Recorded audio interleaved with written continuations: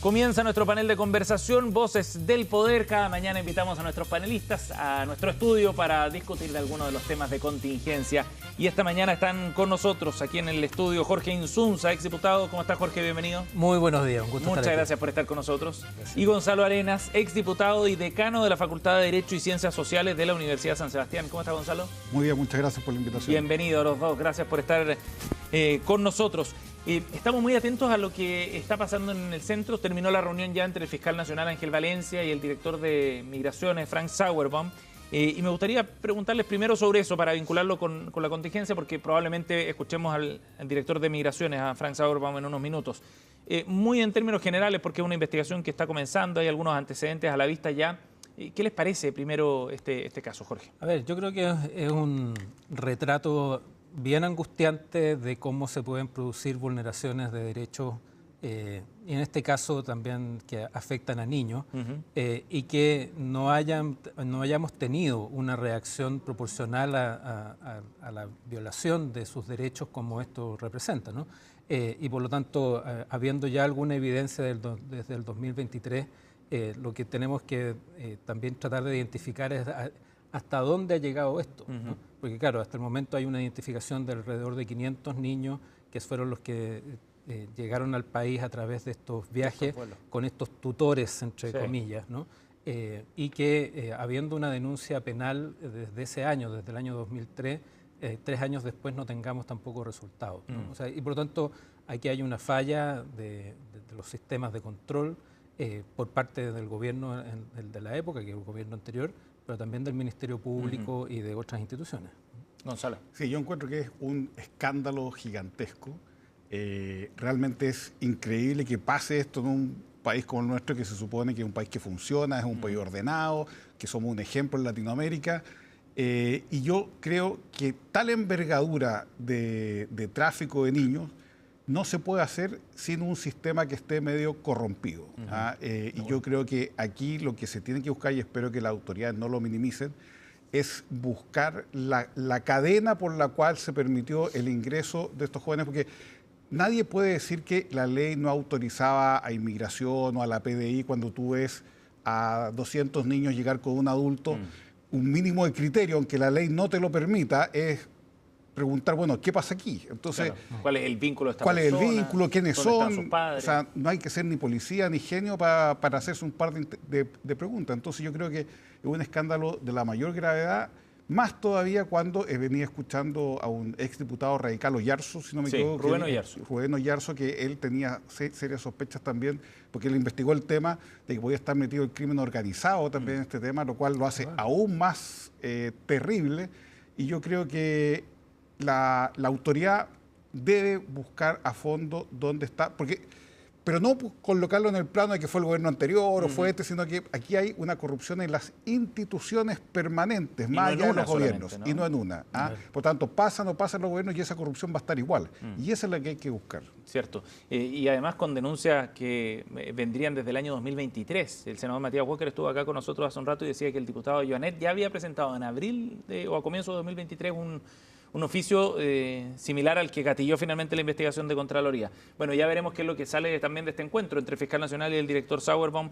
En unos minutos vamos a estar con eso. Oye, vamos a otro tema que teníamos también en agenda, porque el gobierno ya ha entregado más detalles y luces respecto al alcance de este registro único de vándalos e incivilidades, con algunas de las causales que motivarían el ingreso de las personas a este registro. Y ha habido varias críticas por el listado y algunos de los ilícitos que se contempla en esta propuesta. ¿Qué les parece, Gonzalo? Partamos contigo. Primero, el detalle que ha entregado el gobierno y el foco que está poniendo. Sí, yo creo que es una buena medida, es un buen proyecto de ley, tiene un apoyo ciudadano gigantesco. La gente está cansada de que ciertas personas crean que son los dueños del espacio público y minorías además, y se sientan con el derecho de no cumplir la ley, de no respetar al resto de los ciudadanos, de no respetar los espacios públicos, y en ese sentido yo encuentro que es una señal potente. Y habla también muy mal del clima social que hemos generado desde el momento en que tenemos que hacer leyes para buscar o sancionar cosas que son de sentido común, que deberían tener un repudio social gigantesco. Pero bueno, estamos en esa situación. Ahora, sobre el listado, por supuesto que es sufre o puede ser parte de la discusión. Yo creo que muchos de los numerales que están ahí van a ser objeto de discusión en el Congreso, algunos se van a cambiar, otros se van a incorporar, pero yo creo que no hay que colocar tanto el centro en lo que hoy día es el listado, porque ese listado yo creo que va a salir muy modificado. Hay cosas que a mí tampoco me hacen mucho sentido, otras que sí me hacen mucho sentido, otras cosas que creo que deberían estar y no están. Yo creo que ahí hay para todos los gustos, hay que ajustarlo, para eso es la discusión parlamentaria. No, por ejemplo, que hay temas como, no sé, el asesinato de un policía, el impedir órdenes, que yo creo que deberían estar en otro tipo de leyes, no en esto busca otro sentido, son más bien cosas pequeñas. Hay temas, por ejemplo, la sanción de la PGU, yo creo que siempre es inconstitucional meterse con las pensiones de las personas. Entonces, hay ciertas cosas que yo creo que hay que ajustar, sobre todo cómo conversa la legislación actual sobre crímenes y simples delitos y estos hechos que muchas veces pueden chocar con esos delitos que ya están regulados. Sí. A ver, mira, yo creo que el gobierno en esto ha tomado una iniciativa que, como decía Gonzalo, hoy día es bien recogido por la opinión pública, pero también hay que mirarlo con cuidado para que mantenga su legitimidad en el tiempo. ¿Por qué digo esto? Porque desde luego yo creo que hoy día la ciudadanía siente que el orden está desbordado y eso es lo que genera temor, genera en algunos casos también angustia, porque ya no son solo los delitos graves, sino que también esas cosas un poquito más cotidianas. La invasión que significa un ruco en una plaza afecta a toda la población. Estos, ¿no es cierto?, fuegos artificiales que a cada rato invaden las poblaciones también generan un temor. Lo hemos visto con los funerales narcos. Sí. Son muchas otras expresiones, ¿no?, que incluso en la literatura, Sebastián, está consignado como esto, como el síndrome de la ventana rota, ¿no? Que es un experimento que se hizo a fines de los años 60 en que se colocaba un auto en una zona del Bronx que era con mayor delincuencia y que era desmantelado rápidamente. Y el mismo auto en una zona en California, en Barrio Alto, que no le pasó nada, hasta que tenían una ventana, rompen una ventana deliberadamente para el experimento y el auto también es desmantelado. Por lo tanto, no es algo que tenga que ver solo con clases sociales, sino que con el hecho de que cualquiera de estas alteraciones, ¿no es cierto?, de la vida cotidiana, van generando una descomposición de la propia sociedad. Y por eso que yo creo que esto tiene respaldo. Pero el punto es también que la reposición del orden y de un orden social tiene que ser justo. Y por eso que se ha instalado con tanta fuerza también, ¿no es cierto?, de que el registro de vándalos no es consistente con el rechazo al levantamiento administrativo del secreto bancario. Porque, y si eso se instala, ¿no es cierto?, es que la reposición del orden vía represión, vía sanciones, como único elemento, y no se resguarda esa legitimidad, eso también empieza, por su propia lógica, también a socavar el propio orden. Y eso es lo que el gobierno, a mi juicio, todavía no está calibrando. Y creo que eso es lo que hay que ir midiéndolo en los aspectos más de detalle del proyecto de ley. Gonzalo, perdón. Sí, tiene que quedar claro que esto no es un proyecto de ley sobre determinadas personas, sobre determinados sectores, sino que es general y, por supuesto, tiene que ser consistente con otras leyes. El secreto bancario es un temazo, pero tengo entendido que se trató de aprobar y faltó un voto en el Senado, sí. En el Senado de una senadora que era de oposición. Entonces, yo creo que en esos temas tenemos que avanzar en conjunto, pero sobre todo teniendo en cuenta algo, que la gente está aburrida de que copen el espacio público personas que no respetan ese espacio público. Y yo creo que lo que hace el gobierno es intencionar esa realidad y yo creo que es básico para tener una convivencia cívica importante y que los odios y los rencores no se empiecen a acumular en ciertos sectores de la población. Ahora, ayer Constanza Martínez, por ejemplo, presidenta del Frente Amplio, decía que esto tenía que ver con asuntos de orden público, pero que no estaba enfocado el trabajo en temas de seguridad propiamente tal. Hay una distinción ahí en las políticas que está empujando el gobierno, pero ¿les parece que están vinculados los dos temas? Digamos, esto tiene que ver más con orden público, pero como un asunto necesario para abordar otros de seguridad. Bueno, el ejemplo que yo doy del síndrome de la ventana rota, creo que los vincula. Y yo creo que en eso Constanza se equivoca, porque al final tiene que ver, ¿no es cierto?, con el cuidado de los espacios públicos, cómo eso también te da una señal respecto de la convivencia, las condiciones de vida y del cuidado que todos nos debemos unos con otros. No es un asunto superficial, digamos. No es un asunto superficial, mira, y en Chile también lo hemos vivido, por años, ¿no es cierto? El contraste que había entre las viejas micros y el metro era expresión de eso. En el metro nadie hacía un rayado te amo, Claro. desde ese tipo de cosas, Sí, ¿no es cierto? Porque el metro tenía un conjunto de condiciones que permitía que todas las personas lo cuidaran, Sí. ¿no? A diferencia de lo que ya ocurría en las micros, ¿no? Eso ha evolucionado también en el tiempo. Hoy día los buses más eléctricos pasa algo similar, ¿no es cierto? ¿Por qué? Porque estas cosas se vinculan, ¿no? O sea, al final también los pequeños detalles van construyendo un cuidado del orden que yo creo que es un deseo que la gente tiene. Y hay un tema también, yo en general no soy partidario que el Estado se meta en detalles en la convivencia, pero hay ciertas normas que bien planteadas generan cambios en el comportamiento. Recordemos esta ley de no fumar en recintos públicos, ¿no es cierto?, en oficinas, etcétera. Al principio era un escándalo. La gente, incluso Cierto. cuando uno fumaba, yo fumaba hace tiempo atrás y estabas en una fiesta, etcétera, y los que se quejaban uno los molestaba, como diciendo, oye, pues, ándate si no te gusta, etcétera. Eran minoría. Eran minoría. Hoy día el sentimiento es absolutamente contrario, o sea, el que fuma es un agresor, ¿ah?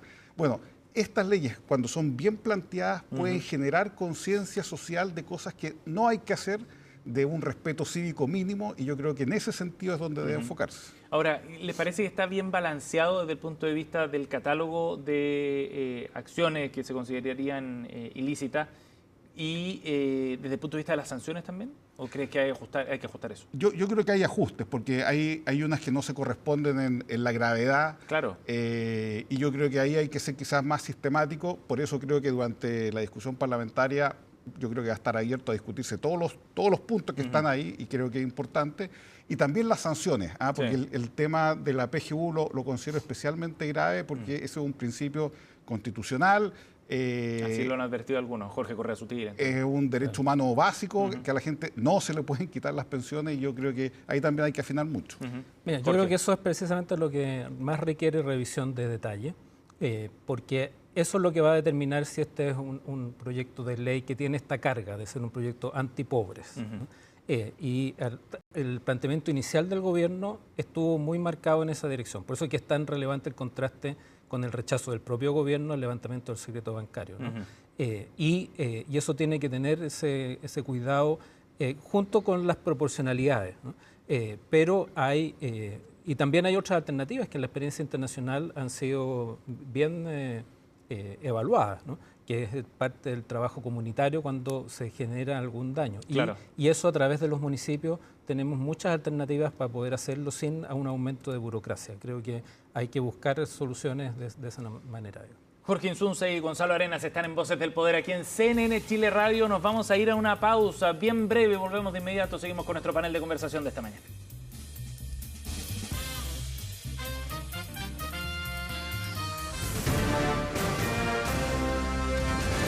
Hacemos una pausa y ya regresamos con CNN Chile Radio, AM.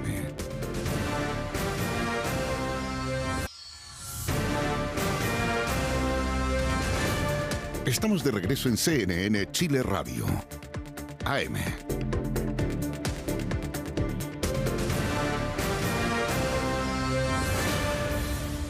Ya estamos de vuelta, seguimos aquí en CNN Chile Radio, nuestro espacio de conversación Voces del Poder, junto a Gonzalo Arenas y Jorge Insunza, que están con nosotros esta mañana aquí en el estudio. Hablemos de otro tema importante esta semana. El gobierno el lunes presentó algunas indicaciones al proyecto de ley de Sala Cuna Universal. Fundamentalmente vienen cambios por el lado del financiamiento, de cómo se va a financiar esta iniciativa, que no significará aumento de costos laborales. Eso es lo que trató de defender fundamentalmente el gobierno, y se financia con recursos que hoy día están destinados al seguro de cesantía. Gonzalo, ¿qué te parece la indicación que da el gobierno y además, sobre todo esto, la voluntad, la decisión política del gobierno de avanzar con el proyecto?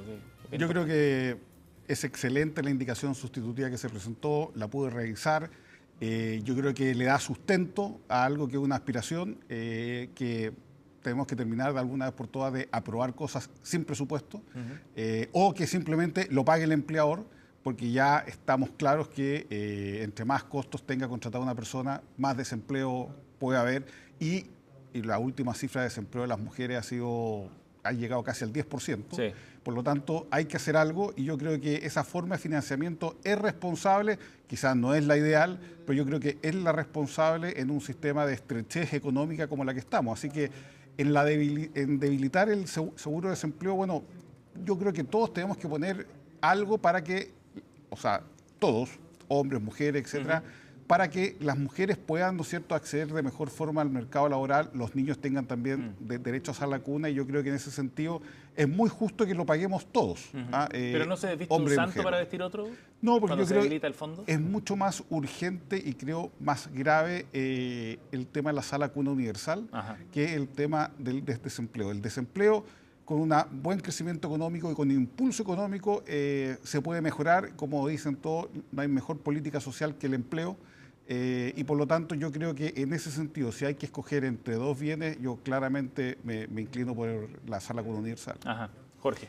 Mira, el gobierno no tenía otra alternativa que presentar estas indicaciones, porque ya en el proyecto de la mega reforma se había aprobado en la Cámara de Diputados, aunque fuera inconstitucional, eso forzó al gobierno a buscar una alternativa.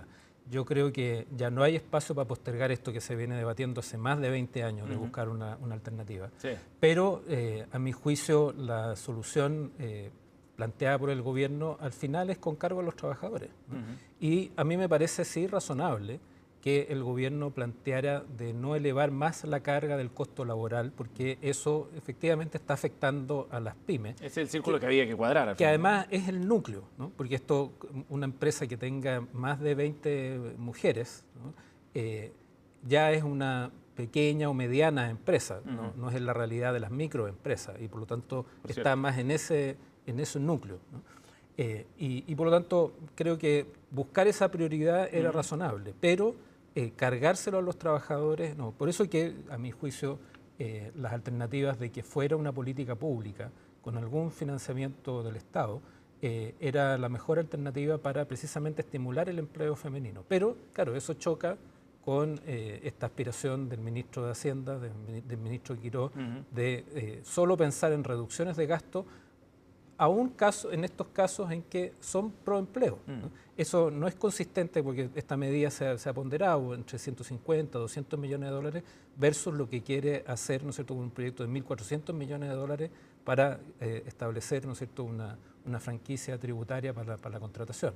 Yo creo que esa incoherencia, resolviéndose con costo al seguro de cesantía de los trabajadores, personalmente no me parece la mejor Entonces, ¿cómo se debería resolver en No, yo lo que creo es que el propio ministro Quirós debiera pensar en una reforma tributaria pro inversión compensada, que es lo que se ha venido discutiendo, y eso le hubiera dejado un remanente de plata para que establecer a través de una política pública, sin aumentar el costo en las empresas, el aprobar esta iniciativa. ¿Debería ir por ese lado la solución, Gonzalo? A ver, siempre hay muchas formas de solucionar los Sí, problemas. habían varias Yo sobre la creo mesa. que esta es la más razonable, la más rápida, la que genera más consenso, y por lo tanto, si es la más eficiente ahora, sin duda que hay que impulsar esta. Además, el gobierno lo vinculaba también, el ministro Rau profundizaba en ese punto, con un asunto bien relevante que tiene que ver con la crisis de natalidad que está viviendo nuestro país. Y el presidente Kast está convocando a una comisión que va a abordar este asunto. Este es un tema que va en esa línea también, en esos esfuerzos que tiene que hacer el Estado, ¿no? Va en esa línea, y creo que es algo razonable, pero creo al mismo tiempo de que esa es una tendencia global medio inevitable y que más bien, yo creo que es irreversible. Corresponde, digamos, a los niveles de desarrollo y al nivel de población global, y más bien tenemos que ir ajustándonos con tiempo a una proyección algo distinta. Es lo que está ocurriendo en todas partes del mundo. Creo que una cosa como esta obviamente ayuda, y es sano que ayude, y que fortalezca el empleo femenino también, y que esto no sea una traba, ¿no es cierto?, para que impida la contratación de mujeres. Pero sin perjuicio que se topen en un punto, creo que estamos frente a una tendencia más estructural en el tema de nacimiento, que con razones culturales, generacionales, de estilos de vida, en fin, que van mucho más allá de esto. Sobre todo por la velocidad a la que va esa curva. Gonzalo. Ahora, si uno mira la historia, no es una fatalidad que no se pueda cambiar el que bajen las tasas de natalidad. Ajá. Las tasas de natalidad en la historia han subido y bajado, depende mucho también de los contextos mundiales los que hay. Después de la Segunda Guerra Mundial hubo un boom de nacimientos. O sea, uno dice, bueno, esto va a bajar y va a ser inevitable si es que uno considera que todo va a seguir igual. Y en la historia ha mostrado que nada sigue igual. Siempre hay cambios, siempre hay modificaciones y por lo tanto yo creo que estamos pasando por un mal momento, pero yo no creo que sea definitivo. No sé si las políticas públicas ayuden a impulsar tanto para dar vuelta un resultado, pero sí los contextos históricos favorecen o atacan la natalidad y yo creo que son temas que suben y bajan dependiendo de los ciclos. Bueno, yo lo miro como historiador Como más largo. historiador, claro. El Sí. siglo. Así que yo creo que es parte de la historia. Ajá. Oye, por último, los últimos temas, o los últimos minutos más bien, queríamos destinarlos a otro tema bien importante. Tiene que ver con la acusación constitucional en contra del exministro Nicolás Grau. Ayer estuvo Patricio Zapata, abogado defensor de Nicolás Grau, en la Cámara de Diputados, exponiendo algunos de los argumentos, por supuesto, rechazando los argumentos de esta acusación. Básicamente dice que no hay un vínculo directo en esta acusación con infracciones constitucionales propiamente tal en el actuar del exministro a cargo del Ministerio de Hacienda. Jorge, ¿cómo ves tú el fundamento de esta acusación en el escenario político que se abre? A ver, mira, yo creo que esta es una decisión que tomó primero el Partido Nacional Libertario y luego el Partido Republicano, pero claramente con el correr de los días esto aparece como una decisión del gobierno. Y creo que esa responsabilidad no la están calibrando adecuadamente de cómo va deteriorando el clima del país, ¿no? Creo que la exposición de Zapata fue bien contundente, creo que una muy buena elección también como abogado por parte de Nicolás Grau, y que nos lleva, a mi juicio, también a otra discusión que se ha planteado poco, que lo ha esbozado Javier Couso, de que es que también podamos establecer un límite respecto del abuso que hay sobre las acusaciones constitucionales y establecer, por lo tanto, un contrapeso cuando las acusaciones constitucionales se hacen más allá de su sentido y se las utiliza como una herramienta táctica, populista o de... ¿Se desnaturalizó? Se ha desnaturalizado ya desde hace bastante tiempo. Yo te diría que ya con la primera acusación que se hizo en el año 2008, 2009, contra Yasna Proboste, comenzamos, digamos, con hace mucho tiempo, entonces. Mucho tiempo. Y eso derivó después también en una destitución injusta de Harald Beyer, que también fue acusado constitucionalmente. Y se abusó de esto también en distintos otros momentos, llegando al paroxismo, ¿no es cierto?, de muchas acusaciones durante el gobierno de Piñera II. Y por lo tanto es la reproducción de una lógica. Y por eso que a mí me parece también y para decirlo francamente, una tamaña estupidez por parte de algunos parlamentarios de plantear de que la acusación contra Grau anticipa una acusación contra Quirós. ¿No? ¿Por qué? Porque es meterse en la lógica de polarización que el propio gobierno está estimulando.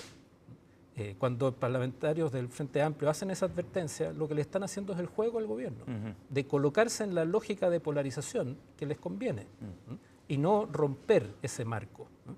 Y por lo tanto también con eso debilitan la propia defensa de Grau, porque si una acusación es injusta o deliberadamente inconstitucional, no puedes plantear como alternativa de que tú vas a presentar bajo el mismo criterio, ¿no? Gonzalo, la última reflexión. Sí, ahí yo creo que yo le quitaría la responsabilidad al gobierno. Yo creo que esto tiene que ver más en una lucha entre las derechas, de cuál es más dura, cuál es menos dura. Por eso fue el Partido Nacional Libertario, también que se quiere en algún momento, y va a ser más con el tiempo, independizar un poco del gobierno, que lo vean como alternativa también al gobierno, para recoger a todos los desencantados que votaron por Kast quizá en algún momento. Y yo creo que pasa por eso. Y eso tiene un tema de fondo también, que no basta con tener una facultad, no basta con que la Constitución te dé un poder.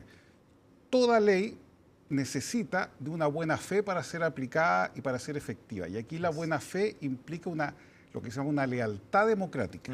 La lealtad democrática es que tú utilizas los instrumentos para el perfeccionamiento de esa democracia, no para destruir esa democracia o no para debilitarla o no para beneficio personal o de un partido, sino que del bien común, del todo. Entonces yo creo que eso es un tema que se ha perdido hace muchos años en Chile. Yo creo que desde desde el segundo gobierno de Sebastián Piñera, yo creo que se metió una lógica de que si está en la Constitución, si está en la ley, lo puedo hacer y no importa lo que pase. Y yo creo que todo político tiene una responsabilidad social en utilizar bien las facultades que le otorga la Constitución, porque con mala fe no hay ningún sistema que funcione. Eso es decir, quizás nos lleva a la discusión también del funcionamiento del sistema político, ¿no? De las características que tiene este. Gonzalo Arenas y Jorge Insunza han estado con nosotros esta mañana aquí en Voces del Poder. Gonzalo, gracias por haber venido. Jorge, gracias por estar con nosotros. Nos vemos. Nos vamos a ir a una pausa, 10 de la mañana con 4 minutos. La temperatura a esta hora la actualizamos rápidamente. Imagen desde Valle Nevado con temperatura bajo cero, por supuesto, allá en la cordillera metropolitana. A esta hora en Santiago, en la ciudad, 6,6 grados. La máxima será de solo 14 en un día bien frío en la región. Pausa y ya seguimos con más.